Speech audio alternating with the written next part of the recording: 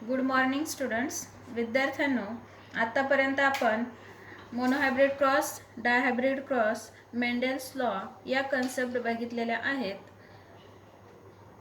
आज आपण back cross ही concept बघणार आहोत. What is mean by back cross? A cross between F1 individual and one of its parent is called back cross. म्हणजेच आपण जेव्हा monohybrid किंवा डायहायब्रिडचा क्रॉस केल्यानंतर जे काही F1 इंडिव्हिज्युअल किंवा F1 हायब्रिड किंवा F1 जनरेशन येत असतं, त्या F1 हायब्रिडचा जर आपण त्या पॅरेंटसोबत पुन्हा क्रॉस केला, बॅक म्हणजे पुन्हा मागे जायचं आहे आपल्याला, पुन्हा त्यांच्या पॅरेंटसोबत जर क्रॉस केला तर त्याला आपण बॅक क्रॉस असे म्हणणार आहोत. मग बॅक क्रॉस करण्यासाठी त्या ठिकाणी दोन टाइप्स आहेत. जर आपण F1 इंडिव्हिज्युअलचा क्रॉस जर डॉमिनंट पॅरेंट सोबत केला तर त्याला आपण डॉमिनंट बॅक क्रॉस म्हणणार आहोत. आणि जर आपण F1 इंडिव्हिज्युअलचा क्रॉस रिसेसिव्ह पॅरेंट सोबत केला तर त्याला आपण रिसेसिव्ह बॅक क्रॉस असे म्हणणार आहोत. रिसेसिव्ह बॅक क्रॉसला दुसरं नाव आहे test cross.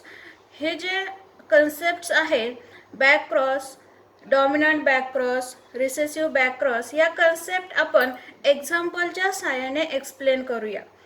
So for example, जेव्हा आपण tall plant and dwarf plant या दोघांमध्ये क्रॉस करतो तर याचे फिनोटाइप्स येतात. फिनोटाइप्स काय आहे? Tall and dwarf. याचे जिनोटाइप काय येतील? टॉलसाठी काय घेतो आपण? Capital T capital T. डॉर्फसाठी काय घेतो आपण? Small t small t. याचे गॅमेट्स काय पडतील आता? गॅमेट्स काय असतील? गॅमेट्स होमोझायगस आहे, कॅपिटल टी आहे, म्हणून गॅमेट्स येणार आहे कॅपिटल टी. इथे डॉर्फ मध्ये पण गॅमेट्स येणार आहे स्मॉल टी. या दोघांपैकी एक, या दोघांपैकी एक गॅमेट्स. नंतर क्रॉस केल्यानंतर हे दोन गॅमेट्स क्रॉस केल्यानंतर या ठिकाणी आलेला आहे कॅपिटल टी स्मॉल टी. म्हणजेच हे आहे all hybrid tall, all hybrid tall plants. म्हणजेच हे F1 जनरेशन आहे. हे काय आहे? F1 जनरेशन, किंवा आपण त्यालाच म्हणतो F1 इंडिव्हिज्युअल किंवा F1 हायब्रिड. मग F1 हायब्रिड काय आलेला आहे? Capital T small T. All plants are the tall.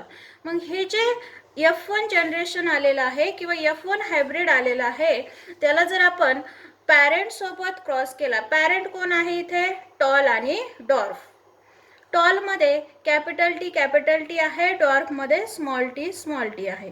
मग हे F1 इंडिव्हिज्युअल जर आपण पॅरेंट सोबत क्रॉस केला तर त्याला आपण काय म्हणणार आहोत? Back cross.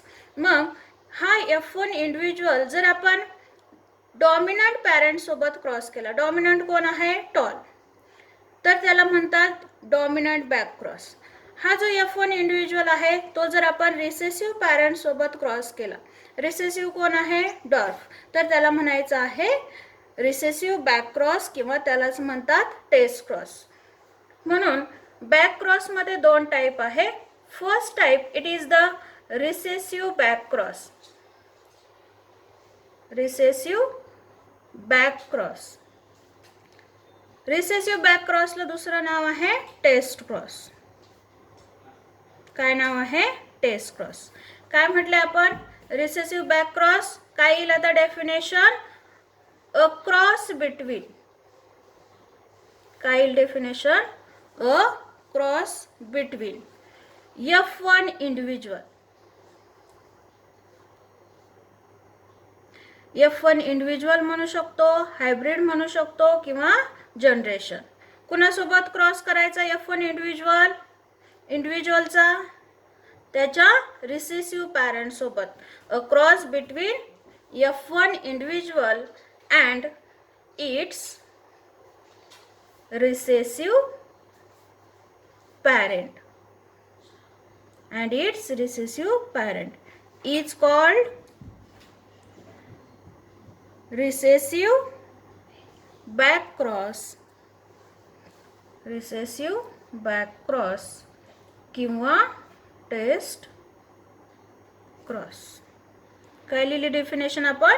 A cross between F1 individual and it's recessive parent is called recessive back cross किंवा टेस्ट क्रॉस. म्हणजेच या F1 जनरेशनचा F1 इंडिव्हिज्युअलचा आपण जर रिसेसिव्ह पॅरेंट सोबत म्हणजेच डॉर्फ प्लांट सोबत क्रॉस केला तर त्याला म्हणणार आपण टेस्ट क्रॉस किंवा रिसेसिव्ह बॅक क्रॉस. एक्झाम्पलच्या सहाय्याने कसं करणार आपण एक्सप्लेन आता. F1 इंडिव्हिज्युअल काय म्हटलंय आपण क्रॉस करताना डेफिनेशन मध्ये काय म्हटलंय? F1 individual cross with recessive parent.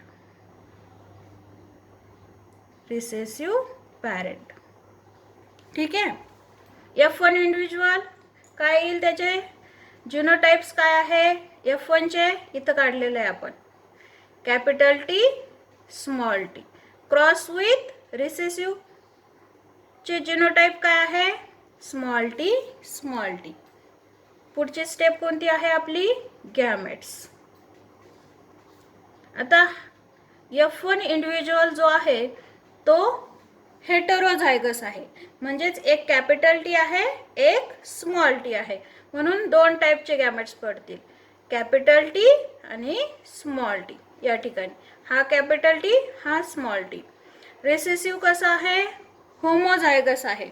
म्हणून एकाच टाईपचे गॅमेट्स त्या ठिकाणी पडणार आहे, फक्त स्मॉल टी. पुढची स्टेप कोणती आहे आपली? F2 generation. आणि F2 जनरेशन जे आहे ते आपण पुनेट स्क्वेअरच्या सहाय्याने काढत असतो. F2 जनरेशन मध्ये मग आपण या ठिकाणी एका साइडला मेल गॅमेट्स घेणार आहोत, दुसऱ्या साइडला फिमेल गॅमेट्स. इकडे मेल गॅमेट्स, इकडच्या बाजूला female gametes. Capital T small T हे गॅमेट्स आपण इथे लिहिलेले आहे. आणि इकडच्या साइडला एकच टाइप आहे, स्मॉल टी. हे दोघांचं कॉम्बिनेशन झालं, कॅपिटल टी स्मॉल टी. हा आणि हा, हे दोन गॅमेट एकत्र आले, काय तयार झालंय? Capital T small T. काय नाव देता येईल याला? टॉल. काय नाव देता येईल? टॉल. इकडं हा एक गॅमेट आणि हा एक गॅमेट, स्मॉल टी. हे दोन गॅमेट एकत्र आले, काय तयार झालं? Dwarf plant. म्हणजेच आपण याच्यावरून असं सांगू शकतो, F2 जनरेशन मध्ये हा जो रेशो आहे फिनोटाइप काय आला? 1 is the tall and 1 is the dwarf. म्हणजेच फिनोटिपिक रेशो आलेला आहे 1:1. 50% plants are the tall, 50% plants are the dwarf. विद्यार्थ्यांनो, यानंतर दुसरा जो टाइप आहे डॉमिनंट बॅक क्रॉस. ज्याप्रमाणे आपण रिसेसिव्ह बॅक क्रॉसची डेफिनेशन लिहिली, त्याचप्रमाणे डॉमिनंट बॅक क्रॉसची डेफिनेशन काय येईल आता? डॉमिनंट बॅक क्रॉसची डेफिनेशन अ क्रॉस बिटवीन कुणामधला cross? A cross between F1 individual and its which parent? Dominant parent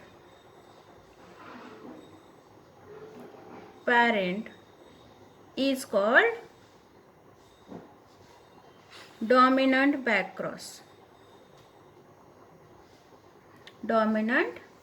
cross. म्हणजेच काय? F1 इंडिव्हिज्युअल जे आलेलं आहे किंवा F1 जनरेशन जे आलेलं आहे त्याचा क्रॉस जर आपण डॉमिनंट पॅरेंट सोबत केला तर त्याला आपण म्हणणार आहोत डॉमिनंट बॅक क्रॉस. म्हणून पॅरेंट्स काय येतील आता? पॅरेंट्स F1 इंडिव्हिज्युअल कुणासोबत क्रॉस करायचा F1चा? डॉमिनंट पॅरेंट सोबत. Dominant parent. F1 इंडिव्हिज्युअलचा जिनोटाइप काय येईल? Capital T small t. Cross सोबत क्रॉस केला डॉमिनंट पॅरेंट सोबत, capital T capital T. Next step जी आहे आपली गॅमेट्स फॉर्मेशन. F1 इंडिव्हिज्युअल जो आहे हेटेरोझायगस आहे, म्हणून दोन टाईपचे गॅमेट्स पडतील. एक येईल कॅपिटल टी, दुसरा येईल स्मॉल टी. डॉमिनंट जो आहे होमोझायगस आहे, म्हणून एकाच टाईपचे गॅमेट्स येतील capital T. F2 generation. F2 generation Punnett स्क्वेअरच्या साहाय्याने आपण करत असतो. F2 जनरेशन मध्ये आपण लिहिणार आहोत मेल पॅरेंट्स, मेल गॅमेट्स आणि फिमेल गॅमेट्स. मेल गॅमेट्स आणि फिमेल गॅमेट्स. इकडच्या साईडला मेल गॅमेट्स, इकडच्या साईडला फिमेल गॅमेट्स. मेल गॅमेट्स दोन टाईपचे घेतले आपण, कॅपिटल टी स्मॉल टी, आणि इकडे घेणार आहोत आपण इथला आलेला कॅपिटल टी. दोघांचं कॉम्बिनेशन झालं कॅपिटल टी, आणि इथे येईल हा कॅपिटल टी आणि हा स्मॉल टी. म्हणून याचा पहिला जो कॉम्बिनेशन तयार झालंय त्याचं नाव येईल टॉल, आणि दुसरं जे असणार आहे ते पण कसं असणार आहे? टॉल. म्हणून आपण रिझल्ट मध्ये काय म्हणू शकतो? All individuals are with the dominant character. All individuals are with dominant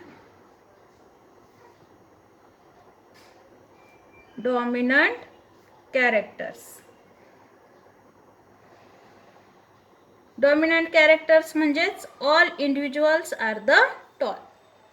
पण आपण इथे जर बघितलं तर 50% इंडिव्हिज्युअल जे आहे these are the pure tall. These are pure tall and 50% individuals are the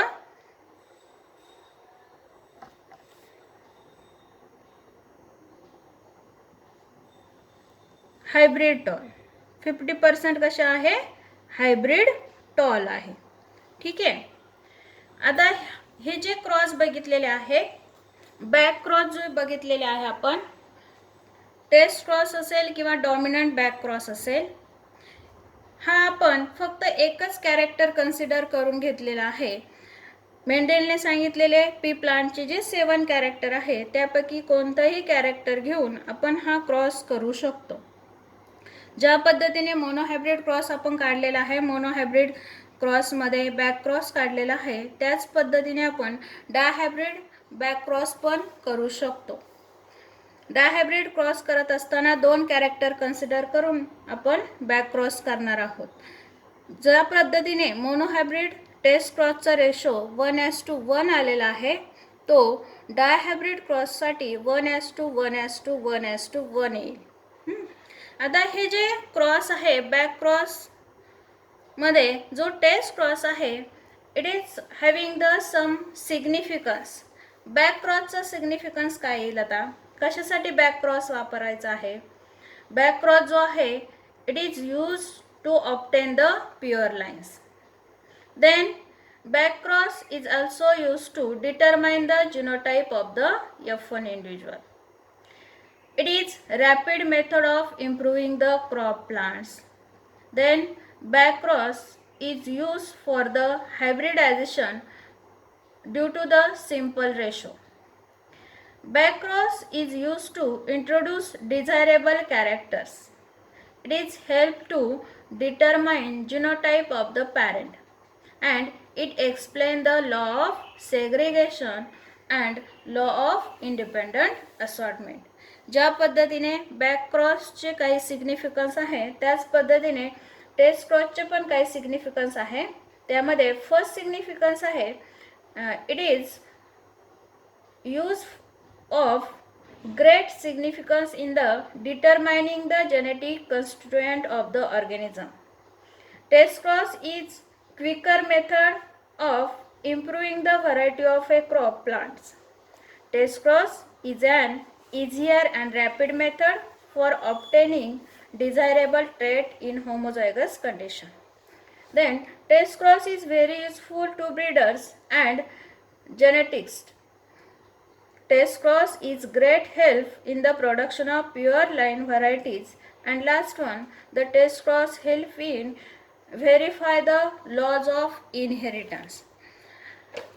यावरून आपल्याला असं लक्षात येईल, हे जे दोन क्रॉस आपण बघितलेले आहे, टेस्ट क्रॉस आणि बॅक क्रॉस जे आहे, it is also use for the understand the unknown genotype.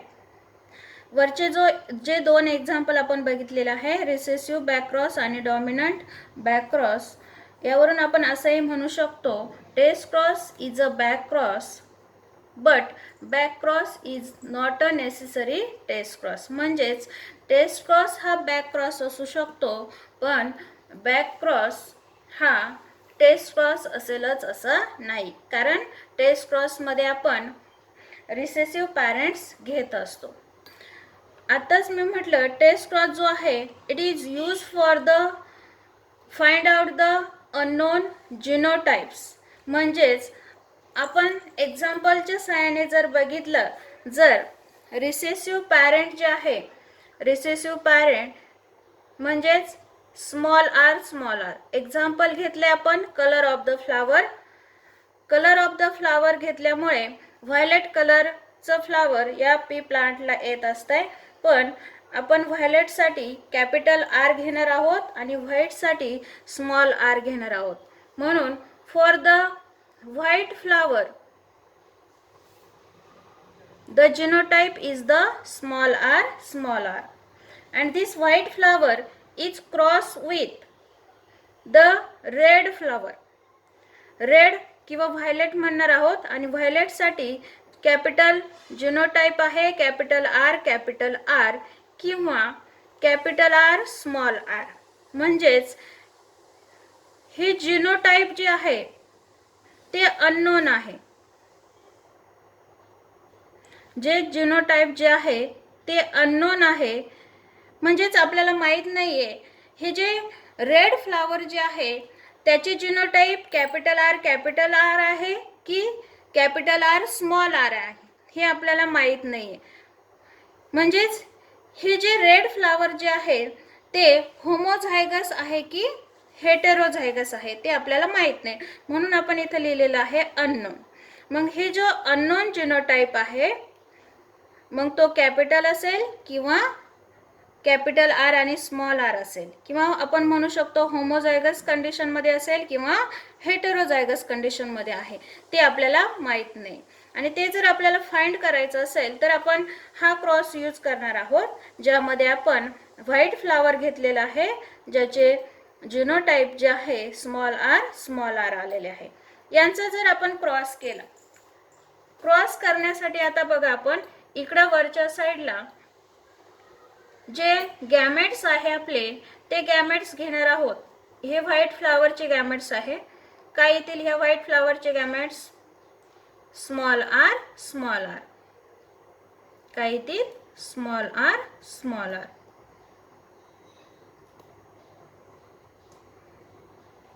आणि इकडच्या बाजूला जे गॅमेट्स घेणार आहे आपण रेड फ्लावरचे घेणार आहोत, त्याचे गॅमेट्स येतील कॅपिटल आर.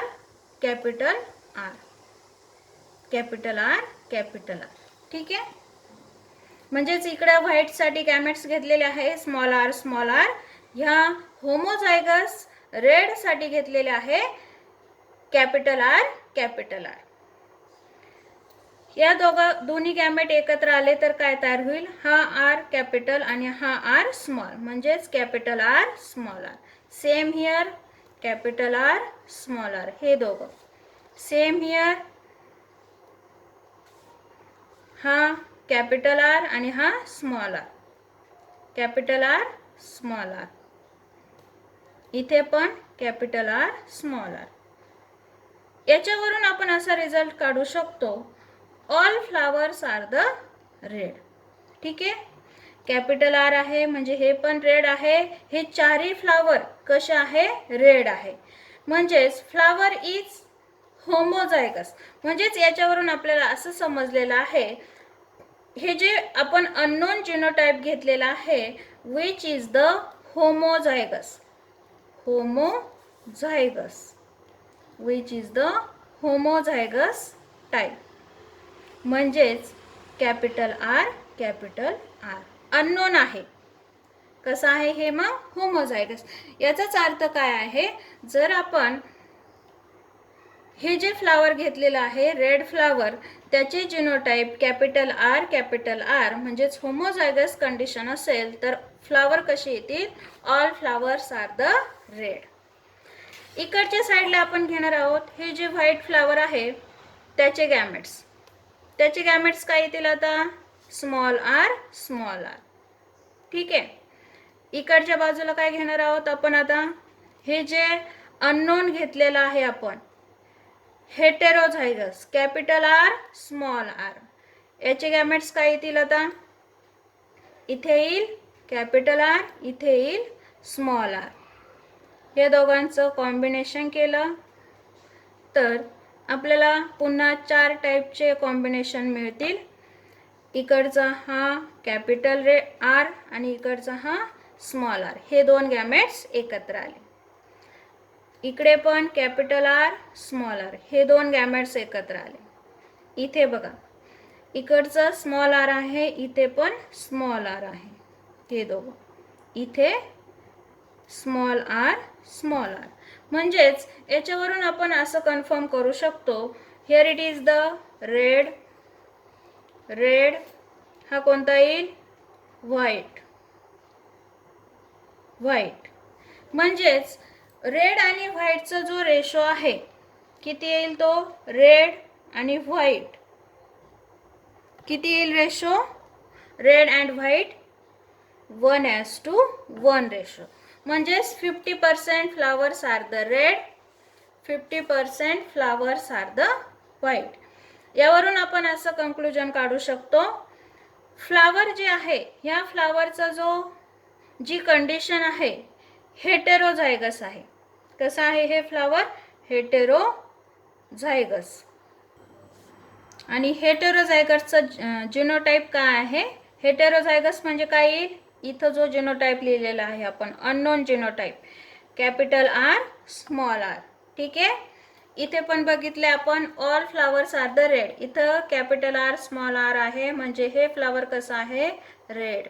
हे सगळे फ्लावर कसे आहे, रेड आहे. म्हणून आपण इथे लिहिलेलं आहे, all flowers are the red.